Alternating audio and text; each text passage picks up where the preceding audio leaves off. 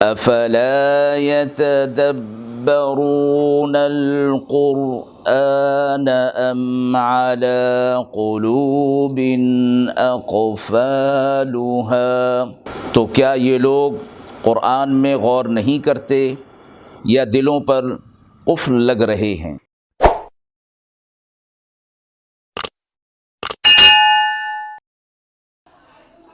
بسم اللہ الرحمن الرحیم۔ السلام علیکم ورحمۃ اللہ۔ ناظرین کرام، قرآن مجید کے پاروں کے خلاصے کے اس پروگرام میں آج آپ کی خدمت میں پارہ نمبر 14 کا خلاصہ پیش ہے۔ یہ پارہ سورہ حجر کی دوسری آیت سے شروع ہو رہا ہے۔ سورہ حجر مکی ہے۔ اس سورت کے بعد اسی پارے میں سورہ نحل ہے جو کہ پارہ کے اختتام تک ہے۔ اس پارے میں کل 22 رکوع ہیں۔ رکوع نمبر 1، آیت نمبر 2-3۔ ربما یود الذین کفروا لو کانوا مسلمین۔ اس آیت میں کفار کے لیے قیامت کے دن جو ایک حسرت کی بات ہوگی وہ یہ ہوگی کہ قیامت کی ہولناک منظر اور وہاں کے عذابات کا مشاہدہ کرنے کے بعد وہ دل میں حسرت کریں گے کہ کاش ہم آج مسلمان ہوتے، یعنی دنیا میں مسلمان ہوتے تو آج ہمیں یہ ہولناکی اور اس عذاب سے نہ گزرنا پڑتا۔ آپ صلی اللہ علیہ وسلم سے فرمایا گیا کہ آپ ان کو ان کے حال پر رہنے دیجیے، یہ جس حال میں اس وقت ہیں دنیا میں، حق کو بھلائے ہوئے ہیں، حق کے راستے کو چھوڑے ہوئے ہیں، یہ خوب کھا پی لیں اور خیالی منصوبے بنا لیں، حقیقت بہت جلد ان کے سامنے آنے والی ہے۔ مراد یہ کہ جیسے ہی ان کی آنکھیں بند ہوں گی تو آخرت کا مشاہدہ، آخرت کے عذابات کا مشاہدہ شروع ہو جائے گا۔ اور آیت میں جو فرمایا گیا کہ یہ قیامت کے دن کی بات ہے کہ حسرت اور افسوس کے سوا ان کے پاس کچھ نہیں ہوگا۔ حضرت حسن بصری رحمۃ اللہ علیہ فرماتے ہیں کہ جو شخص اپنی زندگی میں طویل امیدیں باندھتا ہے اس کا عمل ضرور خراب ہوگا۔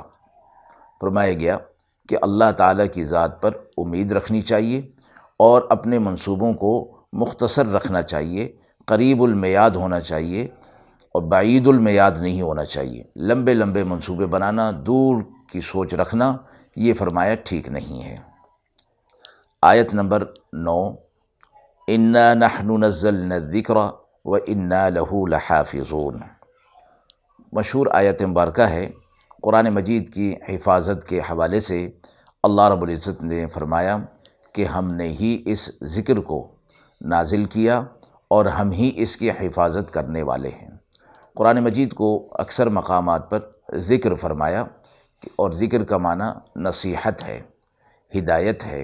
قرآن مجید حقیقتاً ذکر ہے، اور قرآن کو قرآن اس لیے کہا جاتا ہے کہ یہ سب سے زیادہ پڑھا جانے والا، جس کی قرأت سب سے زیادہ ہو اسے قرآن کہا جاتا ہے۔ قرآن مجید کے اندر مختلف نام جو آئے ہیں ان میں فرقان بھی ہے اور ذکر بھی ہے۔ یہاں اسی ذکر کے حوالے سے قرآن کی بات کی گئی کہ یہ ذمہ اللہ کا ہے۔ آپ صلی اللہ علیہ وسلم قرآن مجید کی جو وضاحت فرماتے تھے وہ احادیث مبارکہ بھی دراصل قرآن مجید ہی کا ہی جزو ہیں۔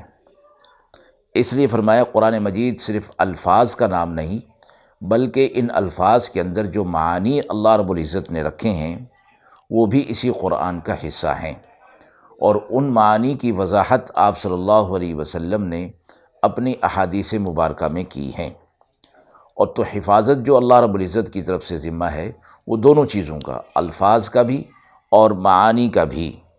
آپ صلی اللہ علیہ وسلم کے لیے فرمایا گیا یعلمہم الکتاب والحکمہ، آپ صلی اللہ علیہ وسلم کتاب اور حکمت کی تعلیم دینے والے ہیں۔ اس کے ساتھ فرمایا انما بعثت معلما، مجھے معلم بنا کر بھیجا گیا ہے۔ آپ صلی اللہ علیہ وسلم کی احادیث مبارکہ دراصل قرآن مجید کی تفسیر ہیں، اور قرآن مجید کے معانی ان کے اندر بیان فرمائے گئے ہیں۔ جب ان کی حفاظت اللہ رب العزت نے لی ہے تو کیسے ممکن ہے کہ الفاظ کی حفاظت تو ہو اور جو ان کے معانی ہیں یعنی احادیث رسول وہ ضائع ہو جائیں؟ ایسا تو ممکن نہیں۔ تو اللہ رب العزت نے اس کی حفاظت کا ذمہ لیا اور قیامت تک کے لیے یہ قرآن مجید الفاظ کے ساتھ اور الفاظ کی معانی کے ساتھ محفوظ چلا آ رہا ہے۔ رکوع نمبر 2 آیت نمبر 20، وَجَعَلْنَا لَكُمْ فِيهَا مَعَائِشَ، انسان کو کہا گیا کہ تمہارے لیے اس زمین میں ہم نے معیشت کے اسباب پیدا فرما دیے ہیں، اور ان کے لیے بھی روزی جنہیں تم روزی نہیں دیتے، یعنی تمہارے وہ جانور، وہ پالتو جانور جن سے تم فائدہ اٹھاتے ہو، جن کا گوشت، جن کا دودھ تم استعمال کرتے ہو اور جن کو تم سواری کے لیے استعمال کرتے ہو، وزن اٹھانے کے لیے استعمال کرتے ہو، ان کو روزی تم نہیں دیتے، ان کے لیے بھی روزی کے اسباب، ان کے لیے رزق کے اسباب ہمیں نے زمین سے پیدا کیے ہیں۔ رکوع نمبر 3 آیت نمبر 42، ان عبادی لیس لک علیہم سلطان۔ اس سے پہلے کی آیات میں شیطان کا واقعہ ذکر ہوا، اس میں اس نے کہا کہ میں اللہ تیرے بندوں کو راستے سے گمراہ کروں گا، سیدھے راستے پر ان کو چلنے نہیں دوں گا۔ اللہ رب العزت نے پھر یہ بھی اس نے ساتھ کہا، اللہ رب العزت نے فرمایا کہ تو اپنا کام کرے گا، لیکن جو میرے بندے ہوں گے ان پر تیرا کوئی بس نہیں چلے گا، وہ تیرے وساوس کو اور تیرے مکر اور فریب کو وہ پہچان لیں گے، اس لیے تو ان پر کوئی بس نہیں چلا سکے گا۔ البتہ جو تیرے پیچھے چلے گا تو گمراہ ہے، وہ بھی گمراہ ہوگا، جو تیری راہ پر چلے گا میں اسے بھی اور تجھے بھی جہنم میں جھونک دوں گا۔ رکوع نمبر 4 آیت نمبر 49 اور 50، نبئ عبادی انی انا الغفور الرحیم۔ آپ صلی اللہ علیہ وسلم سے فرمایا گیا کہ میرے بندوں کو بتا دیجئے، میرے بندوں کو یہ خبر دے دیجئے کہ میں مغفرت کرنے والا ہوں، رحم کرنے والا ہوں۔ اگر تم سے بے دہانی میں، لغزش سے خطا ہو گئی، گناہ ہو گیا تو تم توبہ کرو گے تو میں تمہارے گناہ کو معاف بھی کر دوں گا اور تم پر رحم بھی کروں گا۔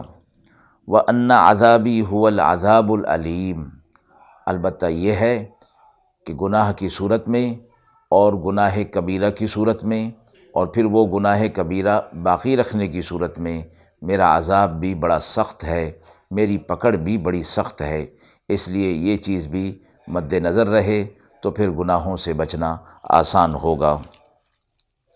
رکوع نمبر 5 میں حضرت لوط علیہ السلام کی قوم پر جو اللہ کی طرف سے عذاب ہوا اس کا ذکر فرمایا گیا۔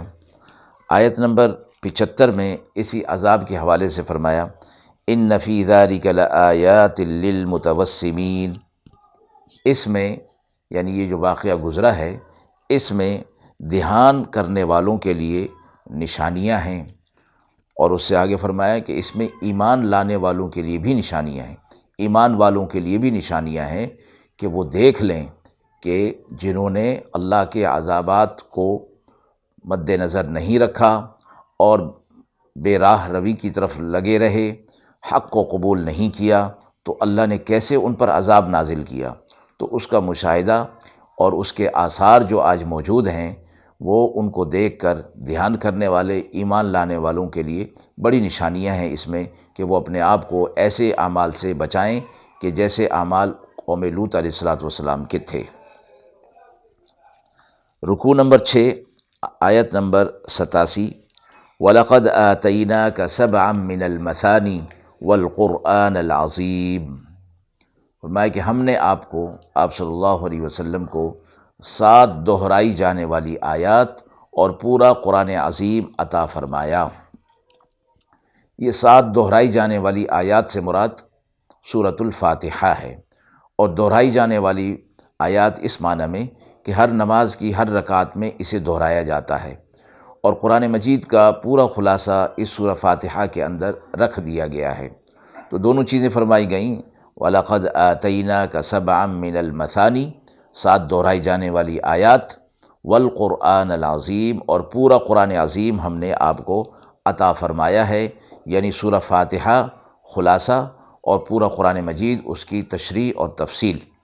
تو وہ پورے قرآن مجید کے اندر جو احکامات دیے گئے ہیں تفصیلاً اور وضاحتاً، اس کا خلاصہ سورہ فاتحہ کے اندر رکھ دیا گیا، اور اس سورہ فاتحہ کو ہر نماز کی ہر رکعت کے لیے ضروری قرار دے دیا گیا، تاکہ مومن، ایک مسلمان، ہر نماز کی ہر رکعت میں سورہ فاتحہ کی تکرار جب کرے گا، دہرائے گا، تو پورے قرآن مجید کا خلاصہ اس کے سامنے رہے۔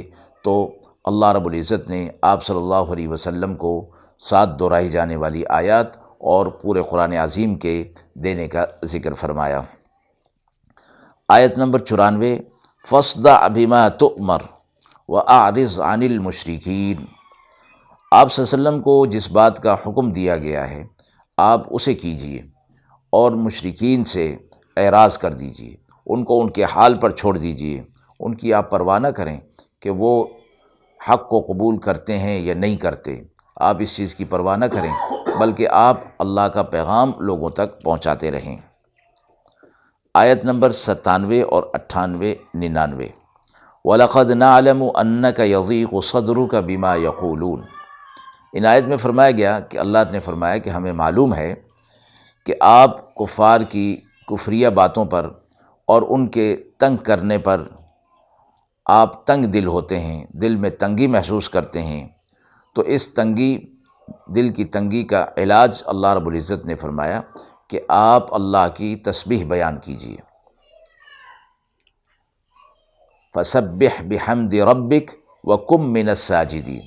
ایک تو تسبیح بیان کیجیے، ذکر کیجیے، اور دوسرا یہ کہ آپ نماز میں مشغول ہو جائیے، تو یہ تنگی اللہ رب العزت آپ سے دور فرما دے گا۔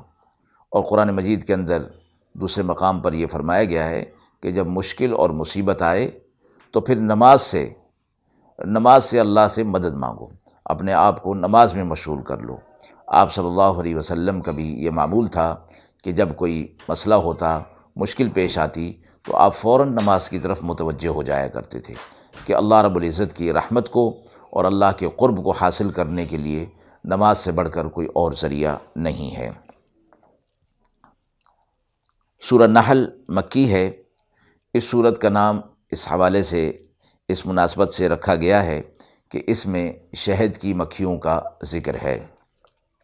رکوع نمبر 7 میں مشرکین و کفار سے کہا گیا کہ وہ عذاب کی جلدی نہ کریں، اتی امر اللہ فلا تستعجلوہ، جلد بازی نہ کرو، اللہ کا حکم آ جائے گا۔ یعنی کفار آپ صلی اللہ علیہ وسلم سے کہا کرتے تھے کہ آپ جس عذاب کی ہمیں بات کرتے ہیں، جس عذاب سے ہمیں ڈراتے ہیں، وہ عذاب آ کیوں نہیں جاتا؟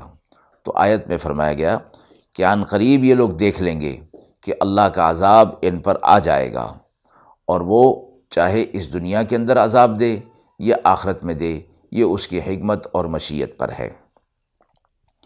تخلیق کائنات سے اللہ رب العزت نے توحید کا ثبوت دیا، تخلیق انسان سے توحید کا ثبوت دیا گیا کہ ہم نے اس کو کیسے پیدا کیا۔ وہ چیزیں جو انسان کے فائدے کے لیے ہیں وہ اللہ رب العزت نے بتائیں کہ جانور بھی ہیں، زمین سے نباتات کا نکلنا، آسمان سے پانی کا برسنا، اور اللہ نے مختلف چیزیں پیدا کی ہیں۔ وَيَخْلُقُ مَا لَا تَعْلَمُونَ، اور اللہ وہ چیزیں پیدا کی ہیں جنہیں تم نہیں جانتے، یعنی پہلے جو چیزیں پیدا کی تھیں یا آئندہ اللہ جو چیزیں پیدا کرے گا تم ان کے بارے میں نہیں جانتے، لیکن اللہ کے علم میں ہے کہ وہ کون سی چیزیں پیدا کرے گا۔ رکوع نمبر 8 میں اللہ نے اپنی نعمتوں کا ذکر فرما کر یہ فرمایا کہ اس میں نشانیاں ہیں ان کے لیے جو نصیحت حاصل کرتے ہیں، اس میں نشانی ہیں ان لوگوں کے لیے جو عقل سے کام لیتے ہیں، اس میں نشانیاں ہیں ان لوگوں کے لیے جو سوچ اور فکر سے کام لیتے ہیں۔ آیت نمبر 18 میں فرمایا وَإِن تَعُدُّوا نِعْمَةَ اللَّهِ لَا تُحْصُوهَا، اگر تم اللہ کی نعمتوں کو شمار کرنا چاہو تو شمار نہیں کر سکتے۔ اللہ نے اتنی نعمتیں دی ہیں کہ انسان اپنے ارد گرد میں اور اپنی ذات کے اندر اگر دیکھے گا تو اللہ کی نعمتوں کو وہ شمار نہیں کر سکتا۔ تو اس آیت سے یہ بتایا گیا کہ اللہ کی نعمتیں جب اس قدر زیادہ ہیں کہ تم ان کو شمار نہیں کر سکتے، تو اس کے بعد پھر تمہارا کام یہ بنتا ہے کہ اللہ کی اطاعت اور فرما برداری کرو، اللہ کے سامنے عاجزی اور انکساری کرو، تو اللہ تمہاری ان نعمتوں میں اضافہ کر دے گا۔ جیسے ایک اور آیت میں فرمایا لَإِن شَكَرْتُمْ لَأَزِيدَنَّكُمْ، اگر تم شکر ادا کرو گے تو میں تمہاری نعمتوں میں اضافہ کر دوں گا۔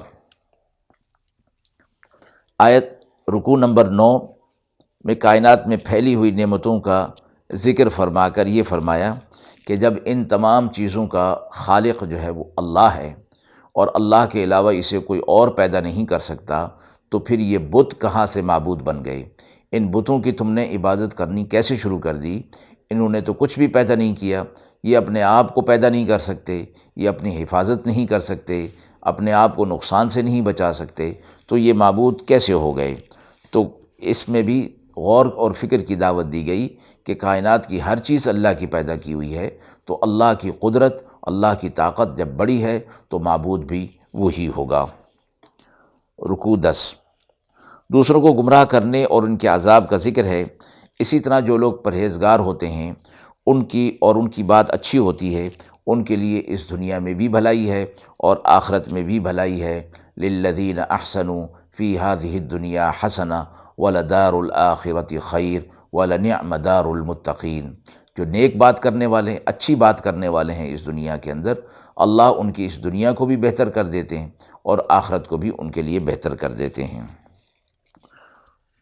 رکوع نمبر 11 آیت نمبر 36 وَلَقَدْ بَعَثْنَا فِي كُلِّ أُمَّةٍ الرَّسُولَ، ہم نے ہر امت میں پیغمبر بھیجے تھے، پھر بعض نے ان کی ہدایات کو قبول کر لیا تو وہ صراط مستقیم پر آ گئے، اور بعض نے ان کی ہدایت کو رد کر دیا تو وہ گمراہ ہو گئے۔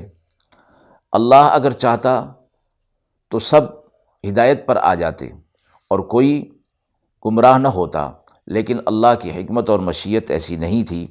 حکمت کا تقاضا یہ تھا کہ جبر نہ کیا جائے، کسی کو حق کے لیے، صراط مستقیم کے لیے مجبور نہ کیا جائے، بلکہ خیر و شر کا اختیار اس کو دے دیا جائے اور انسان کو آزاد رکھا جائے، تاکہ اپنی مرضی سے وہ حق کو قبول کرے گا تو پھر وہ اللہ کی نعمتوں کا مستحق ہوگا، اور اگر اپنی مرضی سے شر کے راستے کو اختیار کرے گا تو اللہ کے ہاں قابل مواخذہ ہوگا۔ رکوع نمبر 12 آیت نمبر 43 وَمَا أَرْسَلْنَا مِن قَبْلِكَ إِلَّا رِجَالًا نُوحِي إِلَيْهِمْ، ہم نے آپ صلی اللہ علیہ وسلم سے پہلے بھی آدمی یعنی بشر کو نبی اور رسول بنا کر بھیجا تھا اور معجزات ان کو دیے تھے۔ اگر تمہیں علم نہیں تو اہل علم سے پوچھ لیا کرو۔ تفسیر روح المعانی میں لکھا ہے کہ اس آیت کے نازل ہونے کے بعد مشرکین نے اپنے قاصد مدینہ بھیجے اور یہود کے پاس، کیونکہ یہود اہل کتاب تھے، اور ان سے تاکہ معلوم کریں کہ پہلے انبیاء بھی جن سے بشر ہی میں سے ہوا کرتے تھے۔ تو آیت میں فرمایا گیا فَاسْأَلُوا أَهْلَ الذِّكْرِ، اگر تمہیں خود معلوم نہ ہو تو معلوم کر لیا کرو اہل علم سے۔ آیت فرمایا گیا کہ یہ عام ہے کہ جو لوگ علم رکھتے ہیں ان سے معلومات لے لی جائیں اور ان سے جان لیا جائے، ان سے دریافت کر لیا جائے، اور یہ دین کے معاملے میں خاص طور پر اس کی اہمیت ہے کہ اپنی مرضی سے کسی چیز پر عمل نہیں کرنا، بلکہ اللہ رب العزت نے جو اہل علم بنائے ہیں، پیدا کیے ہیں، ان سے دریافت کر کے اپنے علم کو بھی اور عمل کو بھی درست کر لینا ہے۔ رکوع نمبر 13 آیت نمبر 53 اور 54 وَمَا بِكُم مِّن نِّعْمَةٍ فَمِنَ اللَّهِ، جو کچھ بھی تمہارے پاس نعمت ہے وہ اللہ ہی کی طرف سے ہے۔ ثُمَّ إِذَا مَسَّكُمُ الضُّرُّ فَإِلَيْهِ تَجْأَرُونَ، پھر اگر اللہ تمہیں کوئی تکلیف پہنچائے تو یہ اس کی مرضی اور مشیت پر ہے، تو تم اپنے اس وقت جو نعمتیں ہیں ان پر نظر رکھو اور ان کو اپنا نہ سمجھو، یعنی اپنی طرف سے اس کو نہ سمجھو بلکہ اس کو اللہ ہی کی طرف سے سمجھو۔ تو جب اللہ کی طرف سے سمجھا جائے گا تو پھر دل میں نعمت کے نعمت کے شکر کے جذبات پیدا ہوں گے۔ آیت 58 وَإِذَا بُشِّرَ أَحَدُهُمْ بِالْأُنثَىٰ،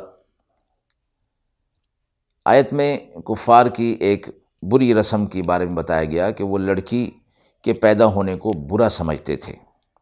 تفسیر روح البیان میں فرمایا گیا کہ مسلمان کو چاہیے کہ لڑکی کی پیدائش پر خوشی کا اظہار کرے تاکہ کفار کا رد ہو، اور یہ جاہلیت کی رسم تھی کہ لڑکی کے پیدا ہونے پر وہ شرماتے تھے اور اپنے آپ کو ذلت میں محسوس کرتے تھے۔ آپ صلی اللہ علیہ وسلم نے عورت کی بڑی فضیلت بیان فرمائی، اور بیٹی کی خصوصی طور پر آپ صلی اللہ علیہ وسلم نے فرمایا کہ جس کی 1 یا 2 یا 3 بیٹیاں ہوں اور وہ ان کی اچھی تربیت کرے اور پھر ان کی اچھی جگہ پر شادی کرے تو قیامت کے دن اللہ رب العزت اسے اجر عظیم عطا فرمائیں گے۔ رکوع نمبر 14 آیت نمبر 64 وما انزلنا علیک الکتاب، ہم نے یہ کتاب آپ پر اس لیے نازل کی کہ لوگ جس چیز میں اختلاف کر رہے ہیں آپ ان کے اختلاف کو دور کر دیں اور انہیں بتا دیں کہ کیا چیز اختلاف والی ہے اور کیا چیز اختلاف والی نہیں۔ ان کے اختلاف کو دور کرنے کے لیے، وضاحت کے لیے ہم نے یہ کتاب آپ پر نازل کی ہے۔ رکوع نمبر 15 آیت نمبر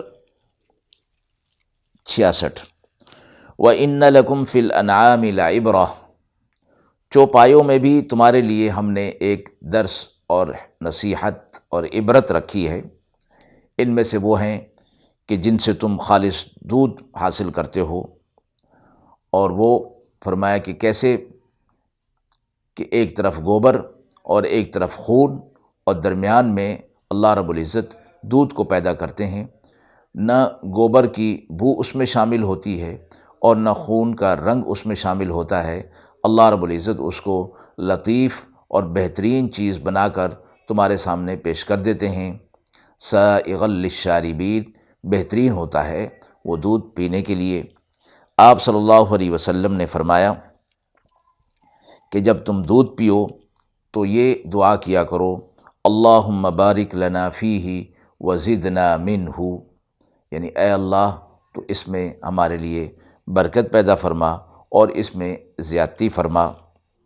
انسانی غذا میں فرمایا کہ دودھ سے بڑھ کر کوئی اور چیز نہیں ہے، اس لیے انسان کے پیدا ہونے کے ساتھ ہی اس کے لیے جو سب سے پہلی غذا اللہ کی طرف سے مقرر کی گئی ہے وہ یہ دودھ ہے، یعنی ماں کا دودھ اس کے لیے بہترین غذا ہوتی ہے۔ آیت نمبر 68 اور آیت نمبر 69 وَأَوْحَىٰ رَبُّكَ إِلَى النَّحْلِ، شہد کی مکھی کا ذکر فرمایا کہ اللہ فرماتے ہیں کہ ہم اسے یہ ہدایت دیتے ہیں کہ پہاڑوں پر، چھتوں پر اور گھروں پر چھتے بنائے، اور پھر اللہ نے جو راستے اس کے مقرر کیے ہیں ان راستوں پر چلے اور پھولوں سے رس لے، تو اس کے پیٹ سے ایک مادہ نکلتا ہے جس میں لوگوں کے لیے شفا رکھی گئی ہے۔ اس سے مراد شہد ہے، اور اس کے رنگ بھی مختلف ہوتے ہیں۔ فرمایا اس میں لوگوں کے لیے علاج نہیں بلکہ شفا رکھی گئی، فیہ شفاء للناس، لوگوں کے لیے اس میں شفا رکھ دی گئی۔ اللہ رب العزت نے ایسی لطیف اور شفا والی چیز پیدا فرمائی اور انسان اس سے نفع حاصل کرتا ہے۔ رکوع 16 آیت نمبر 72 واللہ جعل لکم من انفسکم ازواجا، تمہارے لیے اللہ نے بیویاں بنائیں تاکہ نسل انسانی کی شرافت قائم رہے، تمہارے بیٹے اور پوتے پیدا کیے اور تمہیں پاکیزہ رزق عطا فرمایا۔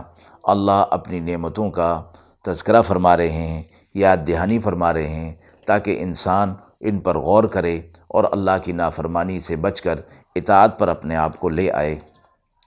رکوع 17 آیت نمبر 78 واللہ اخرجکم من بطون امہاتکم، اللہ نے جب تمہیں تمہاری ماؤں کے پیٹ سے نکالا تو تمہارا حال یہ تھا کہ تم کچھ بھی نہیں جانتے تھے، پھر اللہ نے تمہیں سماعت اور بصارت عطا فرمائی، دل عطا فرمایا تاکہ تم اللہ کے شکر گزار بندے بن جاؤ۔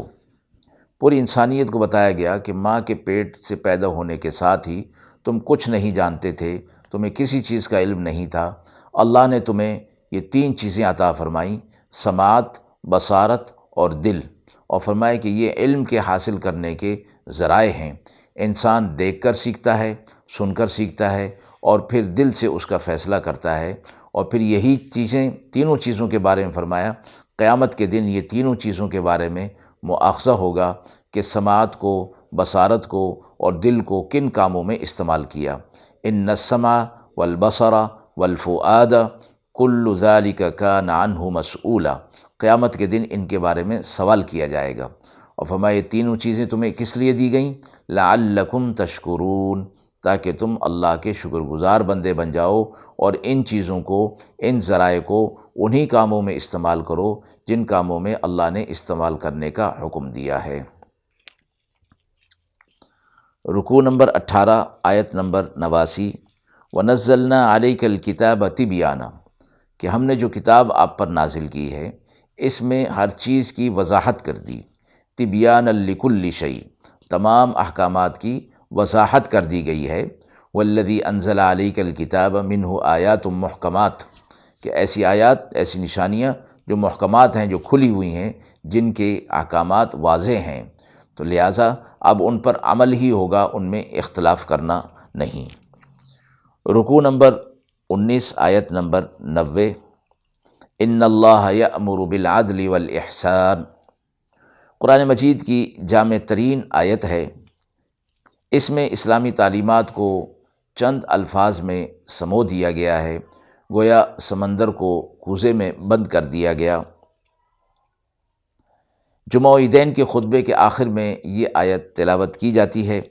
اس میں تین چیزوں کا حکم ہے: عدل کرنا، احسان کرنا اور اہل قرابت کو عطا کرنا، اور اسی طرح تین چیزوں سے منع فرمایا گیا: فحش کام اور ہر برا کام اور ظلم، ان چیزوں سے منع فرمایا گیا ہے۔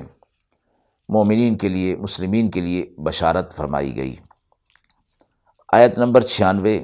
ما عندکم ینفد وما عند اللہ باق، جو کچھ تمہارے پاس ہے وہ ختم ہونے والا ہے، اور اللہ کے پاس جو کچھ ہے وہ باقی رہنے والا ہے۔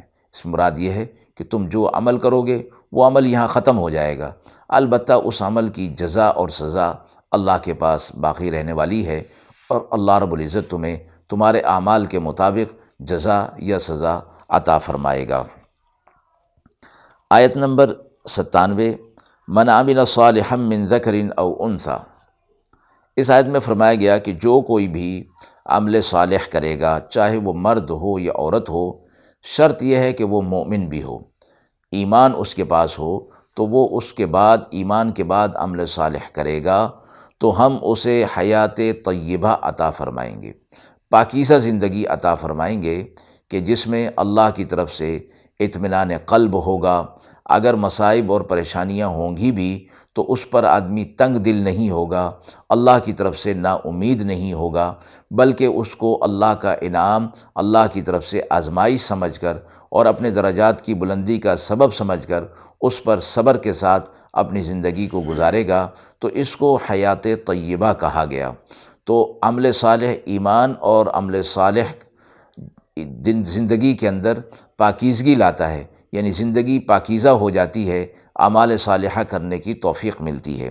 تو اس میں مرد اور عورت کی تخصیص نہیں رکھی گئی، بلکہ فرمایا من ذکر او انثی، چاہے وہ مرد ہو یا عورت ہو، دونوں جو کوئی بھی عمل کرے گا اللہ اس کو ویسا ہی اجر عطا فرمائیں گے۔ آیت نمبر 98۔ فَإِذَا قَرَأْتَ الْقُرْآنَ فَاسْتَعِذْ بِاللَّهِ مِنَ الشَّيْطَانِ الرَّجِيمِ، جب تم قرآن مجید کی تلاوت کرنے لگو تو اللہ کی پناہ میں آ جایا کرو شیطان مردود سے۔ قرآن مجید کتاب ہدایت ہے، اور اس کی تلاوت، احکام ہدایت کو سمجھنا، حاصل کرنا ہے، تو شیطان وسوسہ ڈالے گا اور شیطان اس سے دور کرنے کی کوشش کرے گا۔ اس لیے اللہ کی پناہ میں آنے کی دعا فاستعذ باللہ من الشیطان الرجیم، یعنی اعوذ باللہ من الشیطان الرجیم پڑھنا، یہ تلاوت قرآن کے ساتھ خاص ہے، کیونکہ تلاوت قرآن کے جو آداب ہیں اس میں یہ بات شامل ہے کہ اعوذ باللہ من الشیطان الرجیم پڑھا جائے۔ اور مواقع پر بھی آپ صلی اللہ علیہ وسلم نے تعوذ یعنی اعوذ باللہ پڑھنے کا حکم دیا، کہ جب انسان کو غصہ آ جائے، تو چونکہ غصے کی کیفیت شیطان کے اثر سے ہوتی ہے، اس لیے اعوذ باللہ من الشیطان الرجیم پڑھ لیا جائے تو وہ غصے کی کیفیات ختم ہو جاتی ہیں۔ رکوع 20 آیت نمبر 106، من کفر باللہ من بعد ایمانہ الا من اکرہ وقلبہ مطمئن۔ اس میں ایک خاص کیفیت کا ذکر کیا گیا کہ جس شخص کو کلمہ کفر کہنے پر اس طرح مجبور کر دیا جائے کہ اگر وہ کلمہ کفر نہیں کہے گا تو اسے قتل کر دیا جائے گا، اور غالب ظن سے یہ معلوم ہو جائے کہ دھمکی دینے والا، کلمہ کفر کہلوانے والا اس بات پر قدرت رکھتا ہے کہ وہ قتل کر دے گا، تو اس حالت کو حالت اضطرار اور حالت اکراہ کہا جاتا ہے۔ اب اس کی صورت بتائی گئی کہ اس میں اگر وہ زبان سے کلمہ کفر کہہ دے مگر دل میں اس کا ایمان ہو اور اس کلمہ کفر کو وہ برا سمجھتا ہو تو اس پر کوئی گناہ نہیں، وہ دائرہ اسلام سے خارج نہیں ہوگا۔ تو اس خاص حالت کے اندر فرمایا گیا کہ اس پر گناہ نہیں ہوگا، کیونکہ یہ حالت اکراہ ہے۔ اپنی جان کو بچانا ضروری ہے، اپنی زبان سے اس کلمہ کفر کو ادا کر دے لیکن دل میں اس کو برا سمجھے، دل میں ایمان رکھے۔ رکوع 20 آیت نمبر 115، انما حرم علیکم المیتۃ۔ سورہ بقرہ میں بھی اور سورہ مائدہ میں بھی یہ آیت گزر چکی، اسی طرح کی آیت کی جس میں مردار چیزیں اور حرام چیزیں جو اللہ رب العزت نے بیان فرمائی تھیں، یہاں پہ بھی غیر اللہ کے لیے بھی فرمایا گیا کہ جو اللہ کے علاوہ کسی اور کے نام زد کر دیا جائے وہ بھی حرام میں شمار ہوتا ہے۔ رکوع نمبر 21 آیت نمبر 125، ادعو الی سبیل ربک بالحکمہ۔ داعی کی ہدایت کے لیے فرمایا گیا کہ وہ اللہ کے راستے کی طرف، لوگوں کو اللہ کی طرف بلائے تو حکمت کے ساتھ بلائے۔ تو اس کو آداب سکھائے گئے کہ حکمت کو سیکھے اور دعوت کے جو اصول ہیں ان کو سیکھے کہ کس انداز میں دعوت جو ہے وہ آگے پہنچانی ہے۔ جب دعوت کے اصول اور ضابطوں کی پابندی کی جائے گی تو وہ دعوت آگے بڑھے گی اور اس دعوت کا فائدہ ہوگا، ورنہ اگر دعوت کے اصول اور ضوابط کی پابندی نہ کی گئی تو بجائے فائدہ کے نقصان ہوگا۔ آیت میں دعوت دین کے اصول اور اسالیب بتائی گئے کہ کس انداز میں دعوت کو آگے بڑھایا جائے، کن چیزوں کو اختیار کیا جائے اور کن چیزوں سے اجتناب کیا جائے۔ آیت نمبر 128 پر پارہ نمبر 14 مکمل ہوا۔ وآخر دعوانا ان الحمد للہ رب العالمین۔